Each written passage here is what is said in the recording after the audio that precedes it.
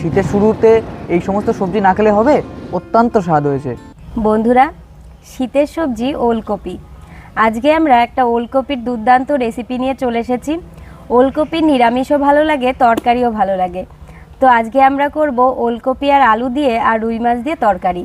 তো তোমরা পুরো ভিডিওটা প্রথম থেকে শেষ পর্যন্ত দেখতে থাকো। এদিকে নিয়ে নিয়েছি রুই মাছ। এই মাছ দিয়েই ওলকপি আর আলু দিয়ে তরকারি রান্না করা হবে।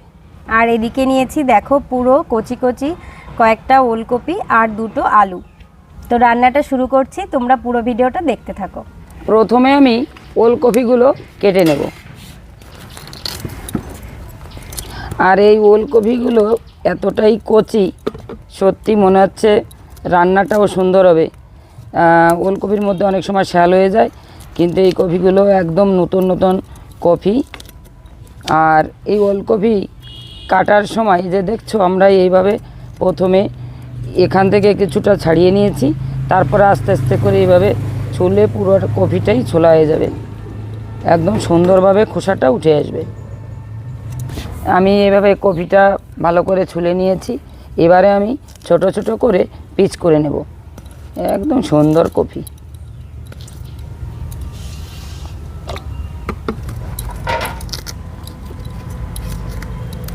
আর এই কপি দিয়ে অনেক কিছু রান্না করা যায়। এই কপি দিয়ে মাছ দিয়ে তরকারি রান্না করে খাওয়া যায়, এই কপি দিয়ে মাছ দিয়ে ঘন্ট রান্না করে খাওয়া যায়, এই কপি দিয়ে ভেজে পেঁয়াজ দিয়ে ভেজে খাওয়া যায়। অনেক রকমভাবে এই কপিগুলো খাওয়া যায়। খেতে এতটাই স্বাদ হয়, না খেলে বোঝা যাবে না। প্রতিটা রান্নাই এই কপি দিয়ে খুব সুন্দর লাগে, এর স্বাদই অন্যরকম।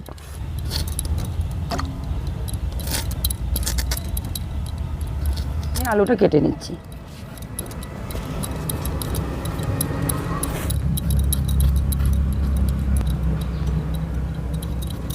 আলুটা আমি ভালো করে ছুলে নিয়েছি। এবারে আমি পিস পিস করে কেটে নেব। যেহেতু কপিটা অনেকটা গোল টাইপের কেটেছি, তা আলুটাও আমি গোল টাইপের করে কেটে নেব। দেখো একদম সুন্দর করে একই সাইজের আলুটা কাটা হয়ে গেছে। বন্ধুরা, প্রথমে মাছটা ভেজে নেব, তাই আমি প্রথমেই মাছটা লবণ হলুদ মাখিয়ে নেব।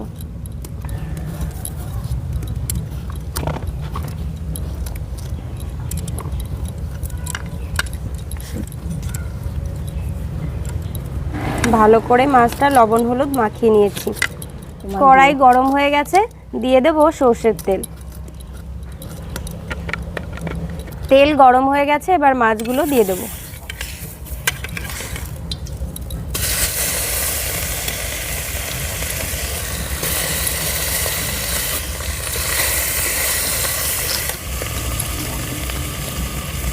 এবারে মাছগুলো উল্টে দেব।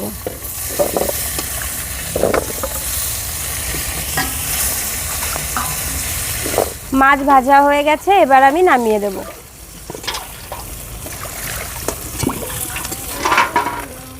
আলু আর কপি কেটে নিয়েছি, এবারে আমি পরিষ্কার জলে ধুয়ে নেব।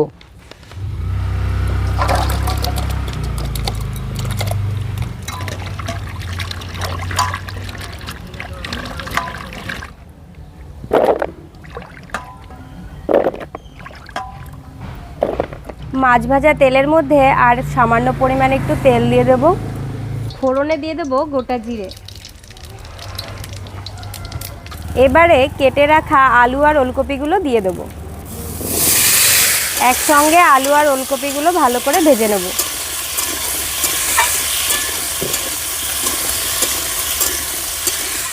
এর মধ্যে দিয়ে দেব পরিমাণ মতো লবণ আর পরিমাণ মতো হলুদ দিয়ে দেব। ভালো করে মিশিয়ে দেব। এবারে ঢাকা দিয়ে দেব, তাহলে আলু আর ওলকপিগুলো তাড়াতাড়ি সেদ্ধ হয়ে যাবে।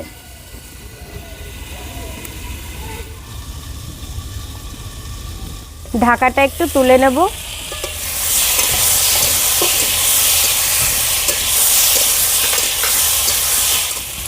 আবার একটু ঢাকা দিয়ে দেব।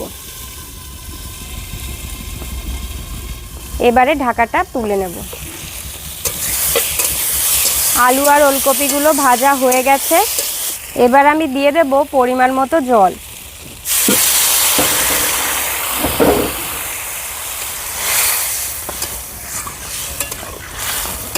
আগুনের জালটা একটু বাড়িয়ে দেব। ঝোলে জাল উঠে গেছে, এবার চিড়ে রাখা কাঁচা লঙ্কাগুলো দিয়ে দেব।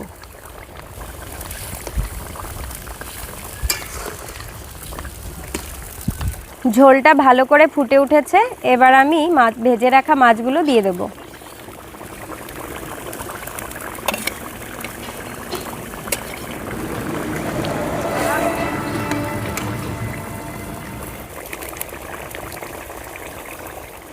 দেখো বন্ধুরা, আলুগুলো আর ওলকপিগুলো সবকটাই গলে গেছে। রান্না প্রায় শেষের দিকে।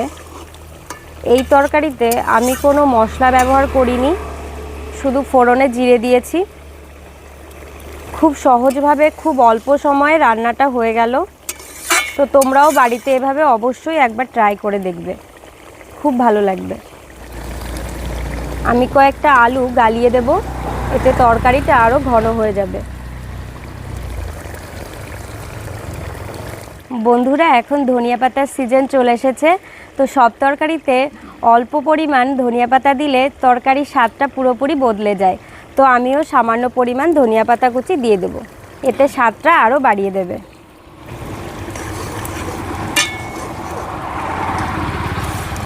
রান্নাটা পুরোপুরি কমপ্লিট, এবার আমি নামিয়ে দেব।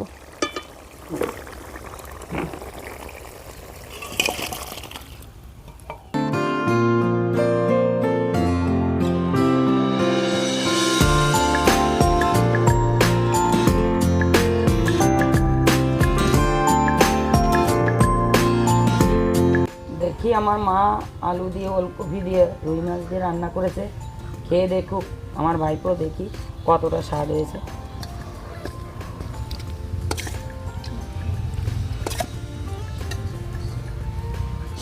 রান্না তো দেখে মনে হচ্ছে খুব সুন্দর হয়েছে, এবার খেয়ে দেখি কেমন হয়েছে। খুব সুন্দর বলেছে ওলকপিগুলো।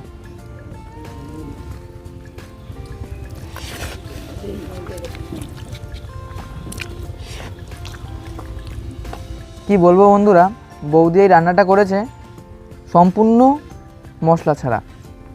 এতে কোনো মশলা ব্যবহার করা হয়নি, না বাটা না ভাজা, শুধুমাত্র কয়েকটা জিরে ফোড়ন দিয়েই এই সম্পূর্ণ রান্নাটা হয়েছে।